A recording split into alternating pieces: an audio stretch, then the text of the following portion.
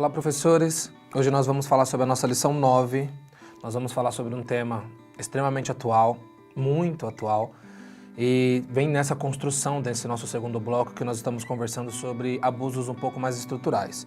Nós vamos falar sobre racismo hoje. O nome da nossa lição é A Minha Cor Não Me Faz Diferente, Sou Aceito. É importante dar um segmento nessa lição de uma maneira que eu preciso dar um aviso para vocês antes. Nós não vamos fazer uma luta contra o racismo hoje, nós não vamos ser ideológicos em nenhum momento. O que nós vamos colocar é tentar dar um pouco mais de voz para essa luta. Então, não conseguimos reduzir o tema de um racismo a uma lição. Vocês há de concordar, professores. Nós não conseguimos tratar em 40, 50, 30 minutos uma coisa que é um mal que está há muitos e muitos anos dentro de nossa sociedade. Mas nós podemos dizer que ele existe, nós podemos identificar da maneira como nós viemos fazendo nas últimas lições e também podemos mostrar o nosso argumento bíblico em relação a tudo isso. Sempre a Bíblia tem uma resposta para todas essas questões e para tudo que nós estamos fazendo. Nós estamos tratando desde a lição 1 até essa lição 9, a qual nós estamos fazendo hoje, mostrando determinados tipos de abuso, a maneira como nós temos que lidar com isso psicologicamente dizendo e também a maneira como nós temos que lidar com isso biblicamente dizendo. Sempre repetindo para vocês, professores, precisamos dar a nossa cosmovisão para tudo isso que nós estamos dizendo. O racismo não é diferente. Falamos sobre narcisismo, falamos sobre violência contra a mulher e falamos sobre xenofobia. Racismo também é um mal extremamente estrutural e talvez o mais conhecido. É um tema um pouco difícil. Não é um tema que nós podemos dizer que nós podemos tratar ele com simplicidade. Porque se fosse tão simples tratar, não seria um mal da sociedade. Não é um tema simples de tratar. Temos determinadas vozes em vários âmbitos da sociedade, de lados opostos políticos, defendendo causas que parecem ser as mesmas, mas na prática não são. Então nós temos extremos de ambos os lados tentando fazer coisas que às vezes não nos representa como cristão, independente que a luta às vezes possa ser válida.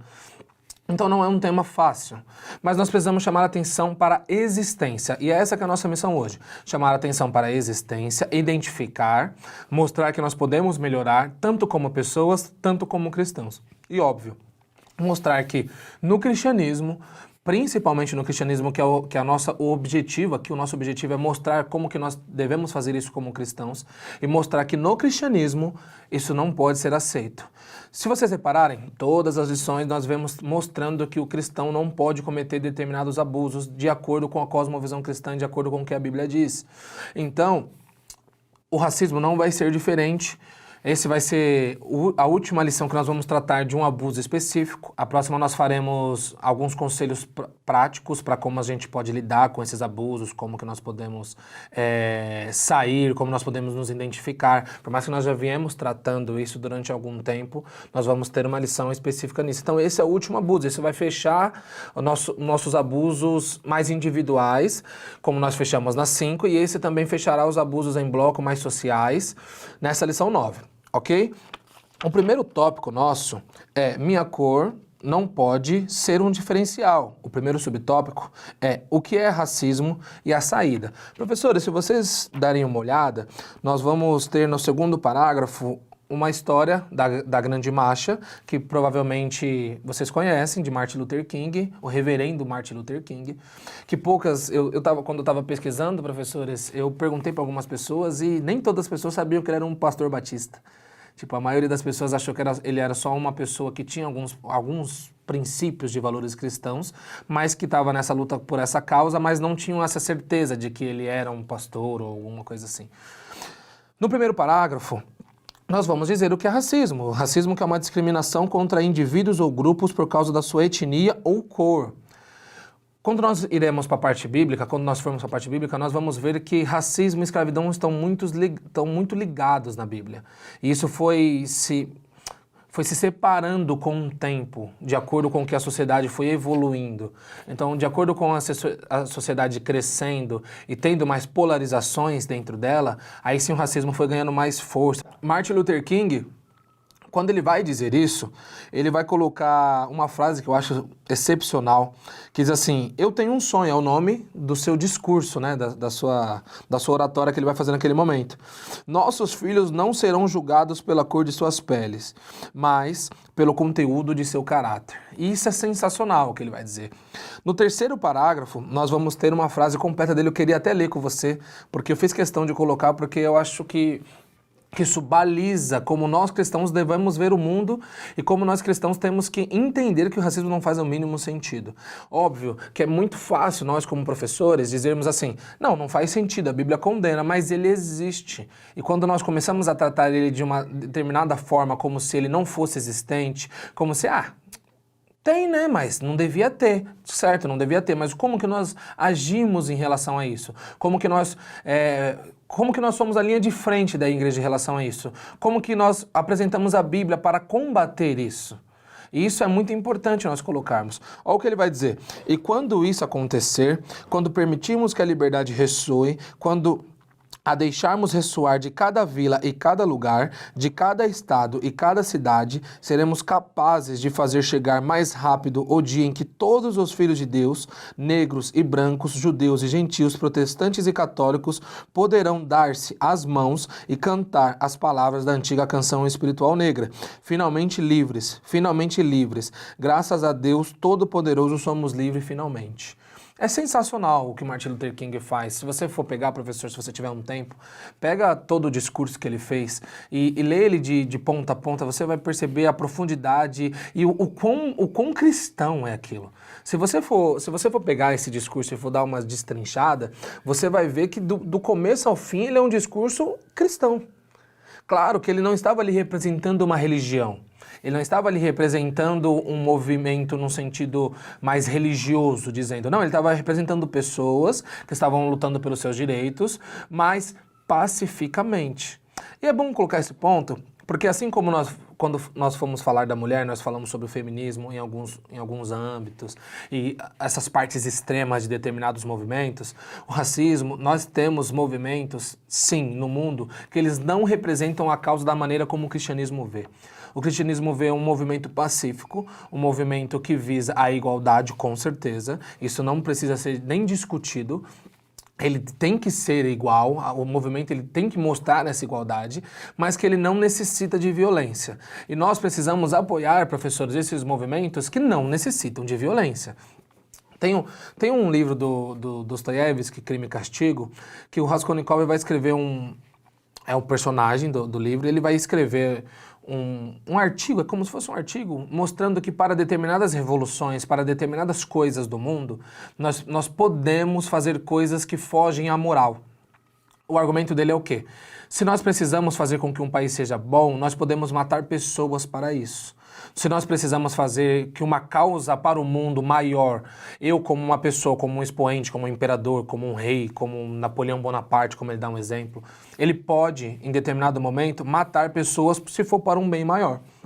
Ele vai se colocar nessa argumentação, vai dizer que a pessoa a qual ele assassinou no livro, na história, ele poderia ter feito isso porque ele fez um bem à sociedade, aquela pessoa não prestava para a sociedade. Não é assim que nós vemos as coisas. Nós não vemos as coisas que nós podemos simplesmente chutar a moralidade, nós podemos chutar a consciência, nós podemos chutar os preceitos de Deus para estar dentro de um movimento simplesmente porque ele é um bem maior. Nós não vemos as coisas assim. Nós vemos que a partir de um evangelho que muda mentes, que muda a partir da educação, que muda a partir da palavra, que com os preceitos bíblicos que nós temos, a partir disso, com paz, nós podemos sim fazer movimentos que sejam extremamente certos, corretos e biblicamente aceitos. Então, esse movimento era o movimento de Martin Luther King. Você vai ver outros expoentes, até da próprio contemporâneo dele, que como eu posso dizer, não seguia esses preceitos cristãos, mas o dele seguia. Claro, teve uma chacina naquele dia, foi um dia horrível, mas não pelas palavras dele, não pelo movimento que ele estava fazendo, não porque foi provocado a partir da violência partindo do movimento dele, mas porque nem todos aceitam a igualdade e por isso que existe o racismo. Claro, como eu disse no início da aula, nós não podemos nós não conseguimos colocar de uma maneira geral o que é o racismo em pouco tempo, mas estude um pouco mais, professor, professor sobre isso, você pode se aprofundar, você vai ter muito material para ver, você tem livros para ler sobre isso. E quando você chegar no seu aluno, o seu aluno entender que não é só mais uma causa, não é só uma coisa que os atores da televisão colocam uma tela preta tentando ter uma representatividade. Não, não é só isso. Isso é uma causa que mexe com a alma de determinadas pessoas, que mexe com a moral de determinadas pessoas, que mexe com a felicidade de determinadas pessoas. E essa causa, como eu posso colocar, se for dentro dos preceitos bíblicos, com certeza e sem nenhuma dúvida, ela vai sim ter legitimidade e vai sim gerar efeitos, vai sim gerar frutos dentro de uma sociedade. Porque o evangelho é um lugar que muda mentes. E quando ele muda mentes, ele muda pessoas. E quando ele muda pessoas, ele muda grupos. E quando ele muda grupos, ele muda a sociedade. O evangelho tem esse poder. Só o evangelho tem esse poder. E aqui nós estamos para dizer isso. Nós podemos ter uma educação, como nós vamos ver. Nós podemos ter uma educação melhor dentro da nossa própria igreja, sim. Mas o evangelho, a Bíblia, vai nos mostrar o caminho a se seguir e a maneira como nós temos que fazer. O segundo tópico vai dizer assim: há racismo no Brasil? Claro, nós acabamos de conversar sobre isso e é óbvio que tem. Você precisa ver, você pode ver dentro de todos os programas televisivos, artigos na internet, ou até do seu lado, as pessoas com você, que existe, e até pode ser que um de nós podemos ser. Claro que nós estamos aqui para aprender e para deixar determinadas práticas. Mas existe muito no Brasil. Existe tanto que aqui ele é uma coisa um pouco mais implícita. Quando nós olhamos para países, vou dar um exemplo para vocês, professores, como as brigas, eu vou até colocar como guerras raciais que existem, vamos supor, nos Estados Unidos da América. Nós temos um pouco mais explícito determinados preconceitos. Aqui, por fato de ser um pouco mais implícito, e como nós falamos na lição sobre xenofobia, ser um país mais inclusivo, receber mais pessoas, às vezes a gente pode tratar como se aqui tivesse muito pouco, mas não é verdade. Aqui também existe muito. Eu estava fazendo um estudo para um aluno meu, e tentando entender a realidade dele, de uma comunidade muito carente, a qual ele estava sendo levado por narrativas que o evangelho não concordava, e eu fui pesquisar sobre essas narrativas e tentar entender o que chamava tanta atenção dele, o porquê essas narrativas para ele faziam tanto sentido. E é muito como eu posso colocar para vocês, professores, é muito triste ver como realmente, implicitamente, existe muito preconceito com essas pessoas. Claro, eu não estou dizendo que um negro de uma classe social maior não tenha, muito pelo contrário. Eu estava vendo um vídeo sobre o Babu, e ele que fez o papel do Tim Maia, ele disse assim que eles não queriam deixar ele entrar no lançamento do próprio filme. Então, o racismo ele vai entrar em qualquer lugar e quando as pessoas racistas elas estão em determinados lugares, elas não vão olhar a sua classe social para ter ou não esse preconceito. E quando eu estava fazendo esse estudo, ele disse assim para mim: eu sou negro, eu me visto de uma maneira de acordo com a minha cultura e se for na minha normalidade eu sou parado 2, 3 vezes durante a minha semana para uma abordagem. Outra coisa que ele me colocou: as pessoas olham o meu cabelo de uma maneira diferente, as pessoas olham a maneira como eu vivo a minha vida de uma maneira diferente, as pessoas olham a minha cor em si de uma maneira totalmente diferente e eu sou tratado de uma maneira diferente. Se eu estou na minha faculdade, eu tirei a vaga de uma outra pessoa, é assim que eu sou tratado. Se eu estou dentro de uma mesa onde pessoas expoentes estão, as pessoas me olham meio de lado, tipo, não era para você estar aqui. E claro, aqui nós não estamos vindo fazer nenhuma defesa de alguma coisa, mas eu quero mostrar para você que existe. Existe, e eu não estou colocando, professor, e eu não tenho nem esse direito, e eu não preciso colocar isso para vocês. Nenhuma ideologia política que você tenha que defender um lado ou outro, não é isso que eu quero dizer. Mas é um problema existente, é um problema que existe na nossa sociedade e nós temos que combatê-lo como cristão. E não simplesmente fechar o olho e achar que é frescura, porque não é frescura.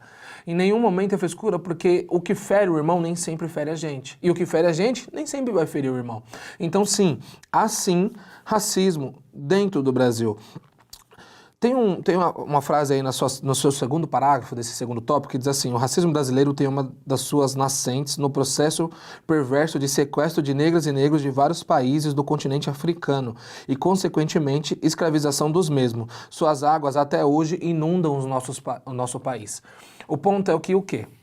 Quando nós somos descobertos pelos portugueses, eles trazem, depois de um tempo, os africanos para serem escravos aqui.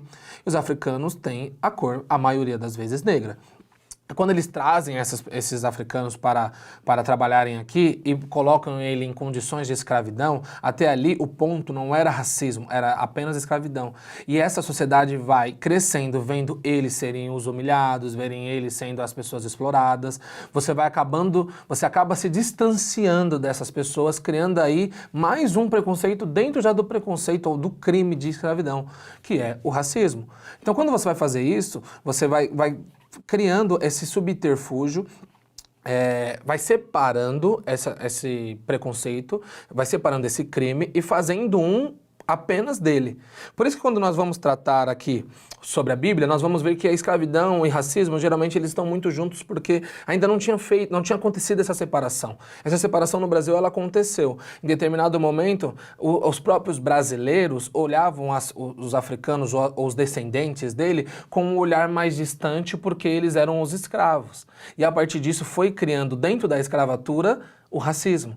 Então, existe no Brasil, as raízes são muito antigas e, infelizmente, as raízes estão aí até hoje. E pessoas com falta de educação, pessoas com falta de caráter, com falta de moralidade e com falta de Cristo, acabam se envolvendo dentro desse tipo de preconceito, achando que tem direito sobre a outra pessoa simplesmente porque ela tem uma cor diferente. E isso a Bíblia condena. Claro, nós estamos aqui para dar o contraponto bíblico. A Bíblia condena qualquer acepção de pessoas. E sendo ela por povo, sendo ela por cultura ou sendo ela por cor. A Bíblia não admite nenhum tipo de preconceito. Então, existe no Brasil. E o terceiro tópico vai nos dizer o papel importantíssimo dos pentecostais. Claro, existe no Brasil? Existe desde sempre? Praticamente desde sempre. Mas como que nós, igreja, começamos a aceitar essa inclusão e mostrar que nós não poderíamos, com o cristianismo, fazer essa separação? Os pentecostais, nós, professores, nós fomos muito importantes para esse segmento, para essa evolução. Uma evolução que traz uma desigualdade tentando cada vez tornar igualdade, não como se fosse uma super vitória, por mais que seja uma vitória, mas como se fosse o certo a se fazer. Os missionários que vieram fundar a nossa igreja, você sabe quem é, Daniel Berg e Gunnar Virgin, com certeza nós não podemos olhar eles como os expoentes contra o racismo, até porque eles eram suecos, e os suecos em sua maioria são pessoas brancas. Então nós podemos às vezes olhar e achar que não teve nenhuma relevância a Assembleia de Deus, o pentecostalismo em si, em relação a essa briga contra o racismo, e teve. Eles não foram os primeiros, os pentecostais não foram os primeiros. Como tem aí na sua revista, em 1879, 5 negros ingressaram na comunidade presbiteriana de São Paulo. Então a igreja presbiteriana foi a primeira a ter negros como membros. Não de uma maneira geral, não que isso se espalhou em todas as presbiterianas logo, mas uma presbiteriana específica recebeu 5 negros como membros primeiro do que os pentecostais. Mas qual que foi então o salto dos pentecostais nessa luta, nesse movimento certo, vamos colocar assim? Qual que foi o papel desses pentecostais? Foi colocar eles nas posições de ministérios, nas posições de, como eu e você diz, na maioria das vezes, dentro da igreja, de cargos. Então, os pentecostais foram os primeiros a colocar eles para louvarem, eles para serem pastores, eles para serem missionários, eles para serem líderes em determinados grupos. Então, eles foram os primeiros a aceitar, não só na congregação, como membros para adorar a Deus, mas para aceitar eles como iguais para fazer a obra de Cristo.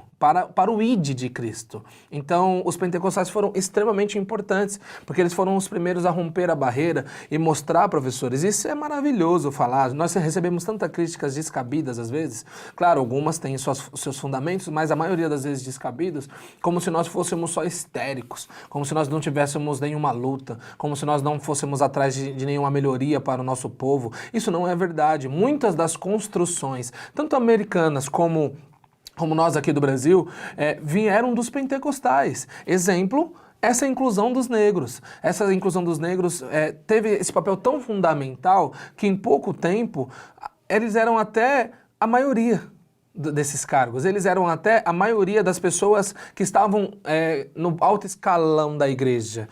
Então eles eram a maioria em um curto espaço de tempo, não foi depois de 100 anos. Não foi. Então nós pentecostais tivemos uma importância extrema nessa luta contra o racismo. Nós pentecostais tivemos uma importância extrema quando nós colocamos a Bíblia no púlpito, pregamos a palavra de Deus e na palavra de Deus diz assim, não há divisão, não pode ter acepção de pessoas. Todos são iguais perante a Deus no sentido de fé, no sentido de a partir de que creram, todos são filhos. E filhos não podem ser separados como preferidos e não preferidos e isso e aquilo. Não pode. Perante a Bíblia não pode. Todos nós somos filhos de Deus. E sendo filhos de Deus, ele não vai ver a sua cor e não vai ver nada disso. Então, professores, o racismo ele existe dentro das igrejas, o racismo existe no Brasil, o racismo existe no mundo e não pode ser uma luta que nós temos que deixar de lado, ok?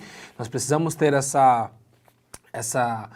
fome de saber um pouco mais sobre isso, porque principalmente nós pentecostais, nós temos um fenômeno, o pentecostalismo tem um fenômeno que eu acho sensacional e vem desde suas raízes até os dias de hoje, que nós entramos em muitas comunidades, nós temos muita igreja em locais de difícil acesso e essas igrejas, muitas das vezes existem muitas pessoas negras que a frequentam e também de pessoas de muita baixa renda, então que não têm uma educação para poder combater o preconceito que eles mesmos recebem.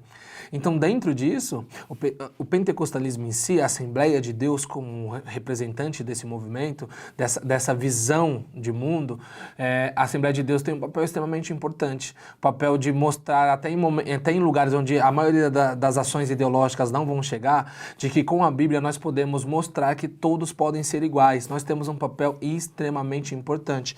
E aí nós entramos também no último tópico dessa primeira parte, que é a importância de uma educação antirracista. E nós precisamos chamar atenção para isso, professores. Por quê? Porque não é um tema que nós falamos muito, não é um tema que nós conversamos muito, é um tema que nós assistimos muito, mas nós não conversamos entre nós. Nós não tentamos apresentar visões bíblicas para combater, nós não tentamos chegar e repreender alguém que foi dentro do nosso contexto religioso. Nós não queremos, na maioria das vezes, ter um embate em relação a isso, como se isso fosse muito longe só porque nós somos crentes. E é preciso, de novo, abrir esse paralelo. Nós viemos tratando isso de todas as lições para cá, que foi o quê? Mostrar que isso existe dentro das nossas igrejas, mostrar que isso existe dentro da nossa realidade, mostrar que isso existe mais próximo de nós, que às vezes nós nem imaginamos, às vezes do nosso lado, às vezes do nosso familiar, às vezes do nosso amigo membro. Então, existe isso dentro da nossa comunidade religiosa, existe. E posso colocar para você, professor, se você disser que na sua não existe, amém, ok, graças a Deus. E é muito importante, mas existe, na maioria das vezes existe. E nós precisamos combater, e um tema que não é conversado, que não é discutido, que não é exposto, que não é contraposto, ele não pode em nenhum momento ser um tema qual os seus jovens vão dominar. Porque ele vai ver no mundo... Vamos dar um exemplo, pessoas queimando lugares dizendo que a briga pela igualdade de raça é necessário fazer isso. E eles podem muito bem aderir isso, porque eles nunca tiveram um contraponto cristão em relação a isso, de como eles deveriam se posicionar biblicamente. Vocês me entendem? Então, professores, quando vocês estiverem conversando com seus alunos, nós precisamos sempre lembrar, essa realidade também é nossa. Essa realidade também faz parte do nosso cotidiano. E sendo que essa realidade faz parte do nosso cotidiano, sendo que essa realidade também é nossa, qual que é a nossa resposta? O que nós vamos dizer sobre isso? O que nós vamos colocar com a Bíblia perante esse problema? Como que nós combatemos um problema desse? E nós precisamos ter essas respostas, professores. Porque se o nosso aluno chegar em nós e dizer assim, eu sofri um ato de racismo, eu sofri um preconceito, uma pessoa me disse isso, aquilo. Claro que você pode falar para ele na polícia, que é o normal, e é o certo a se fazer. Mas e como que você vai sarar a alma? Como que você vai mexer onde machucou a pessoa, onde magoou? Simplesmente dizendo não, para Deus você é igual, não, você precisa mostrar biblicamente para Ele. Mostrar que o cristianismo abomina isso e mostrar, sim, que para Deus Ele é igual qualquer uma outra pessoa, mas que para Deus principalmente tem um peso muito grande essa igualdade, que não é ser igual por ser igual porque somos realmente iguais. E sendo iguais, a Bíblia a Bíblia tem inúmeros versículos que vai mostrar isso, sendo enxergados por Deus de uma maneira que nós precisamos nos colocar em igualdade, amar o irmão como a nós mesmos, colocar o nosso inimigo, orar pelo nosso inimigo. O cristianismo é uma coisa maravilhosa, ele vai colocando coisas para nós que na sociedade não faz o mínimo sentido. E nós precisamos ter o domínio disso, professor, para passar para o nosso aluno o peso de que a Bíblia realmente condena aquilo. Nós precisamos ter uma educação antirracista na escola dominical, nas pregações, nos sermões, numa palestra que você vai fazer para os seus jovens, enfim, em uma revista de uma escola dominical, em um material que você vai enviar para os seus jovens. Em qualquer coisa nós precisamos demonstrar essa importância, a importância de nós, em primeiro lugar, nos colocarmos sim contra esse preconceito e mostrarmos que nós não somos contra por ser contra, nós somos contra porque uma visão de mundo nos baliza. E qual é essa visão de mundo? A visão de mundo do Evangelho. Ok, professores? A parte 2, professores, vai falar assim, como a Bíblia trata o racismo. O primeiro ponto é racismo e escravidão. Como nós conversamos um pouco no início, a escravidão e o racismo eles estão muito, muito ligados. E nós vamos ver que na Bíblia, por principalmente os preconceitos lá serem mais xenofóbicos do que racistas, nós vamos ver que a escravidão vai estar ligada com isso. Então, quando a Bíblia vai combater a escravidão, é a mesma argumentação que nós vamos usar para combater o racismo. A igualdade, claro, de pessoas e a maneira como nós tratamos isso vai nos dizer muito de quem nós somos.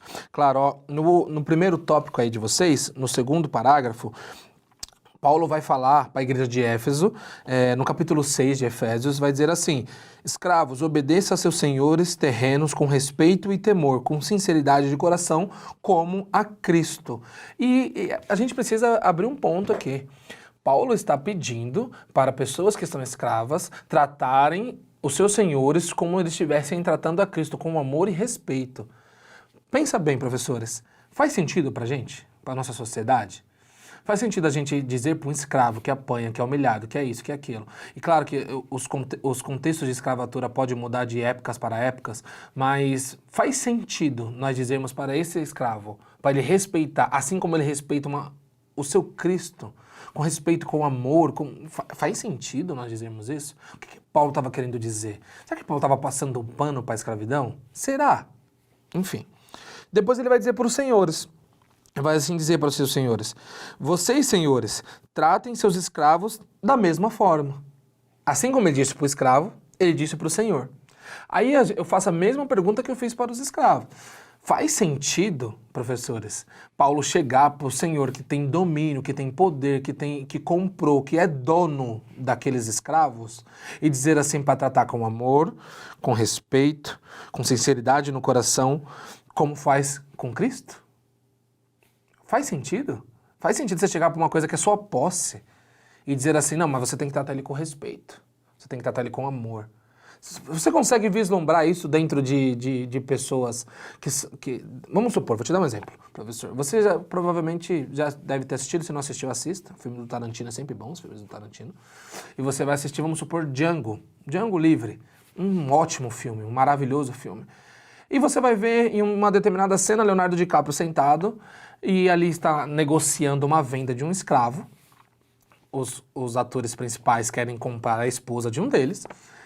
E ele vai tratar todos aqueles como ninguém. Em determinado momento ele pega aquela mulher, coloca com a cabeça dela em cima da mesa, como se fosse dar uma martelada nela, e diz assim, eu posso porque é minha. Eu posso porque eu comprei. Se eu quiser simplesmente fazer uma escultura com o crânio dela, como ele tem uma guardada, ele pode fazer porque é dele. Olha como é a escravidão nesse sentido.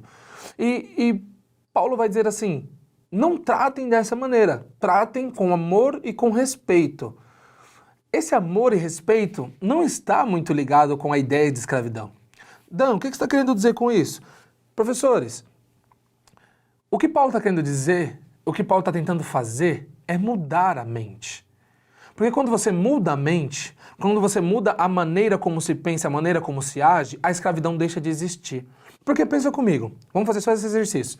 Se o escravo tratar o seu senhor com amor, com respeito, com dignidade de coração, com sinceridade, como ele tratar Cristo, ele vai tratar ele como senhor, como se ele fosse dono dele? Ele vai tratar como amigo, como irmão. Agora, se o senhor fazer esse mesmo exercício e tratar o seu escravo com amor, com respeito, com sinceridade, com afeto, enfim, com ajuda, ajudando eles, como ele fosse fazer com a obra e com o próprio Cristo, ele vai tratar ele como escravo? Não, ele vai tratar como irmão. O que Paulo está querendo mostrar para a gente? O que nós precisamos entender? E aí que nós vamos trazer essa mesma argumentação para a nossa sociedade hoje, a qual esse racismo ele foi tirado dentro dessa escravidão. E é dizer o quê? Que o Evangelho tem o poder de mudar as mentes. O Evangelho ele não vai chegar num confronto violento. O Evangelho ele vai confrontar mudando o pensamento, fazendo uma metanoia, mostrando que isso é errado, porque precisamos fazer das pessoas, tratar as pessoas como os nossos irmãos, amar o próximo como a nós mesmos. E ao fazer isso, nós não cometemos nenhum tipo de preconceito, porque se amamos como amamos a nós mesmos, se o Senhor amasse o seu escravo como ele amava a si mesmo, ele nunca bateria no escravo. Se o Senhor amasse o seu escravo como ele amasse a si mesmo, ele nunca faria do escravo um escravo de trabalhar até a morte, de deixar sem comer. Você entende como o Evangelho está para mudar mentes? O Evangelho ele vai jogar uma semente e vai dizer assim, se vocês seguirem os preceitos de Cristo, se vocês seguirem os preceitos a qual ele deixou explícito para vocês, uma metodologia de vida, uma maneira de se viver, de ter um caráter de Cristo, de serem inundados pela paz, pela mansidão, pelo amor, se vocês forem inundados por isso, não vão cometer preconceito algum, não vão ser racistas, não vão ser xenofóbicos, não vão ter escravos. Claro que hoje pra gente é inviável, não dá. Mas isso não aconteceria. O que Paulo vai mostrar aqui para nós, como ele vai mostrar depois na carta de Filemão, quando ele pega Onésimo e diz assim, bom, eu sei que ele fugiu de você, Filemão, mas ele é muito bom para a obra, eu poderia, com a autoridade que eu tenho sobre você, dizer, eu não quero que ele seja mais escravo, mas eu não vou fazer isso. Eu suplico por ele. Eu peço por ele, receba-o como irmão. E é assim que o Evangelho ele luta. Professor, é assim que o Evangelho se posiciona. Receber como irmão, receber como igual, receber como próximo, receber como assim como nós receberíamos ou gostaríamos de ser recebidos por outras pessoas. É assim que o Evangelho vai mudar essas mentes. E assim como Paulo vai descrever isso na escravidão, que daí vai sair principalmente o racismo, é a mesma argumentação que nós temos que ter. Se eu receber como irmão, se eu o amar como eu tenho que amar a mim mesmo, se eu tratar como eu queria ser tratado por Cristo, ou como eu tenho que tratar as pessoas de Cristo, nós não vamos ser racistas. Nós não vamos ser xenofóbicos. A resposta, e claro que isso eu já estou englobando aí, professor, aí na sua lição 1.2, o Evangelho muda mentes, a resposta para nós é entender que o Evangelho muda mentes. O Evangelho não está propondo uma luta física, mas uma luta intelectual. Ele não está propondo uma luta que saia sangue no sentido de sangue de mártires por causas. Não, o Evangelho está propondo, exponha o Evangelho, exponha Cristo, exponha a obra dele, exponha tudo que ele tem a dizer para nós, exponha tudo que ele ensinou para nós. E a partir disso, nós não vamos ser racistas, nós não vamos ter preconceito. Muito pelo contrário, nós vamos sim ser e tratar as pessoas como o nosso próximo, como nós gostaríamos de ser tratados. Ok, professores?